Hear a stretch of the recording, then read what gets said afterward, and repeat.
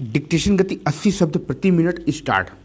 किसान हित के नाम पर दिल्ली में प्रमुख रास्तों की नाकेबंदी के बाद पंजाब में जिस तरह मोबाइल टावरों पर हमले का सिलसिला कायम हुआ और वह थमने का नाम नहीं ले रहा, उससे यह संदेह और गहराता है कि इस आंदोलन के पीछे शरारती तत्व भी हैं।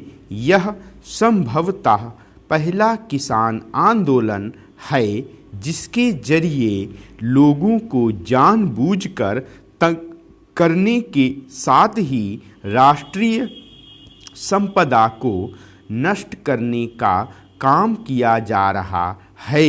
यह साधारण बात नहीं कि पंजाब में एक एक करके करीब 1,500 मोबाइल टावर नष्ट कर दिए गए या फिर उनकी बिजली आपूर्ति बाधित कर दी गई और राज्य सरकार हाथ पर हाथ धरे बैठी रही। जब उसके इस रवैये पर सवाल उठे तो मुख्यमंत्री अमरिंदर सिंह ने पहले तो मोबाइल टावरों को निशाना न बनाने की अपील की और फिर चेतावनी देने की औपचारिकता निभाई। यह चेतावनी कितनी दिखावटी है इसका पता इससे चलता है कि उपद्रवी तत्व के खिलाफ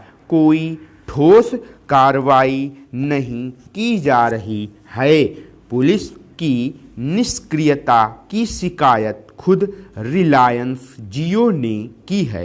निस्संदेह यह समझ आता है कि पंजाब सरकार अपना राजनीतिक उल्लू सीधा करने के लिए किसान आंदोलन को हर तरह से समर्थन दे रही है और यह भी किसी से छिपा नहीं कि उसने किस तरह उन किसानों के खिलाफ कुछ नहीं किया जो रेल पटरियों पर जा बैठे थे।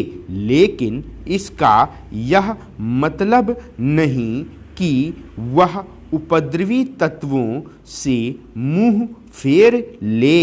यदि सत्ता में बैठे लोग संकीर्ण स्वार्थों के फेर में राजधर्म की इस तरह खुली अनदेखी करेंगे तो केवल अराजकता को ही बल नहीं मिलेगा बल्कि अन्य तरह के भी अनर्थ होंगे।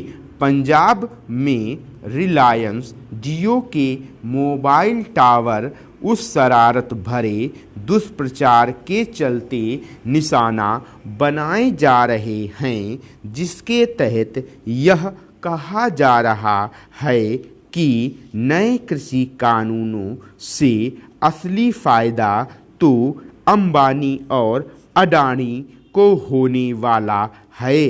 अंबानी अडानी के खिलाफ आग उगलने का काम खुद राहुल गांधी की ओर से किया गया।